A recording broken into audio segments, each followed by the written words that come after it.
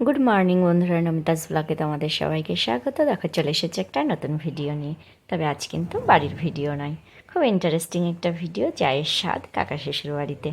তো দেখলে যে স্বাদে যেখানে বসাবে সেখানটা একটু প্যান্ডেল করেছে, সাজিয়েছে।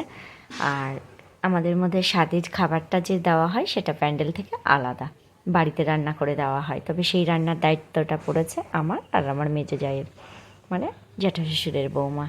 তো এখনও বাড়ি থেকে আসেনি, ও আসবে। আমাকে বললো তুমি যাও, আমি আসছি। আর আমি এসে শুরু করে দিয়েছি, কারণ আমি শুরু করে দিদি আস্তে আস্তে হয়ে যাবে। তখন আমি যতটুকু গুছিয়ে নিতে পারি, তারপরে দিদি এসে গুছিয়ে দেবে, হয়ে যাবে। আর এই দেখো ময়ূরী রানী, যেখানে ওর জেম্মা থাকে ও সেখানে, ওর মা ছাদে আছে। ছাদে আর সমাজে যারা খাবে তাদের জন্য রান্না হচ্ছে, রাঁধুনি এসছে। এবার একটু মানে গুছিয়ে দেওয়ারও তো মানুষের প্রয়োজন। ওর মা সবজি টবজিগুলো কেটে দিচ্ছে, গুছিয়ে দিচ্ছে। আর ওর জেম্মা যেখানে ও সেখানে, ও মায়ের কাছে যাবে না।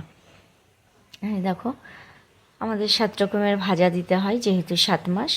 তো সেই অল্প অল্প করে সেই ভাজাগুলোই আমি বানাচ্ছি। আর ডালটা হয়ে গেছে। দেখো আমি খানিকটা গুছিয়ে নিয়ে কিন্তু বাবানকে স্কুলেও আনতে চলে গিয়েছিলাম 12টার সময়। আর এই দেখো ওকে কিন্তু স্বাদের জায়গায় এসে গুছিয়ে দিয়েছি। মেজদি, আমি আর ওর ননদ চুমকি, তিনজনে মিলে গুছিয়ে দিয়েছি। ও রেডি হয়ে চলে এসেছে এখানে। আর পাশের গামলাগুলো দেখলে তো, এখানে এখনও কিন্তু সেই সমাজের চল রয়েছে যে কি তুলবে কি তুলবে।